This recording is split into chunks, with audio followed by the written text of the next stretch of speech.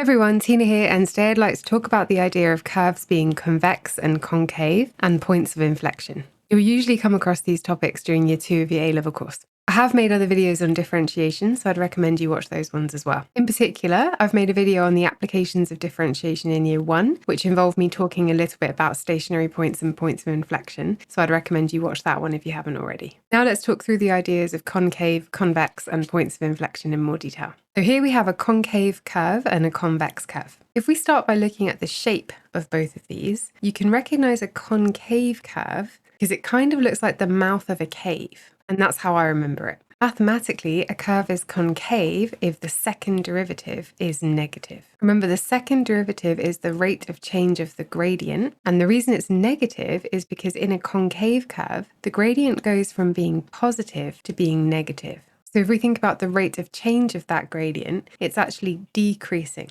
Therefore, the second derivative is less than 0. This point here on the diagram is a stationary point, and it's a maximum stationary point. If we look at a convex curve now, one way to remember convex is it's kind of a V shape. And mathematically, for a convex curve, the second order derivative is greater than 0. Means the rate of change of the gradient this time is increasing because in a convex curve, the gradient goes from being negative to being positive. So overall, the rate of change of the gradient is increasing, getting bigger. Here we have another stationary point, a minimum in this case. Let's look at points of inflection now. A point of inflection is the point at which a curve changes from being concave to convex or vice versa. Point of inflection can be a stationary point of inflection if it's a stationary point as well, or it can just be a point of inflection where it's not a stationary point. Either way, the curve changes from being concave to convex or vice versa. So here we're going from being concave to convex, other way around on this one. And then on the non-stationary point of inflection, the change is more dramatic. Now, at a point of inflection, the second order derivative will be equal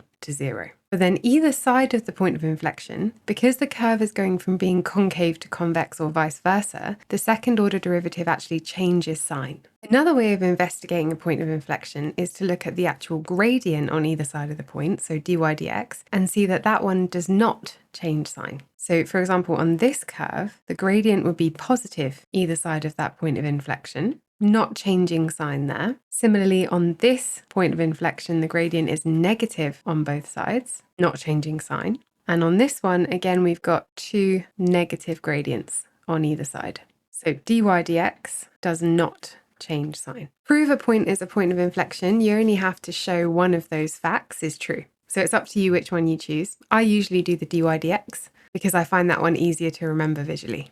Let's have a look at an example. Find the coordinates of the point of inflection on the curve with this equation. So first of all, because we're talking about a point of inflection, we know we're going to have to differentiate. So let's start with dy dx, and that will be 3x squared plus 6x. We're going to differentiate again to get the second derivative, and that will be equal to 6x plus 6. And we know that at point of inflection, that second derivative is going to be equal to 0. So let's set that equal to 0 and solve for x. X is negative 1. Let's find the matching y coordinate now. So when x is negative 1, y is just going to be this. I'm substituting into the original equation and you get 0. That's not enough to find the point of inflection or show that this is the point of inflection. We have to do that investigation either side of the point to see what's going on. So we're going to check either side of x equals minus 1. Now I'll show you what happens with both the first and second order derivatives, and then you can decide which one you would do. So either side of x equals negative 1, I usually do plus or minus 0.5. So when x equals minus 1.5, let's see what happens to dy dx first of all. That would be this,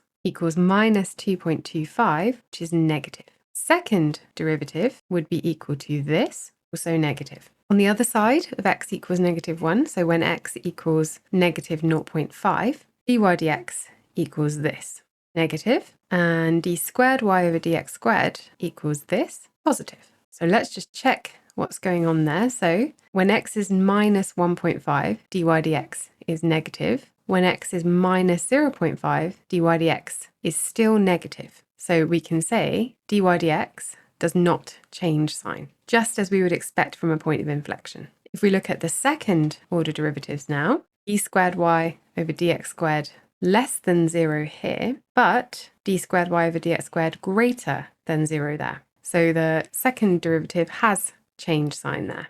Again, just as we would expect from a point of inflection. So you can either do the yellow logic or the pink logic. You don't have to do both, but either way, you have now shown that the coordinates of the point of inflection are definitely -1, 0. And that's it. That's it for now. If you found this video useful, please do remember to like, comment, and subscribe to my channel if you haven't already. And do share this with anyone else you think might find it helpful. Thanks, and see you next time.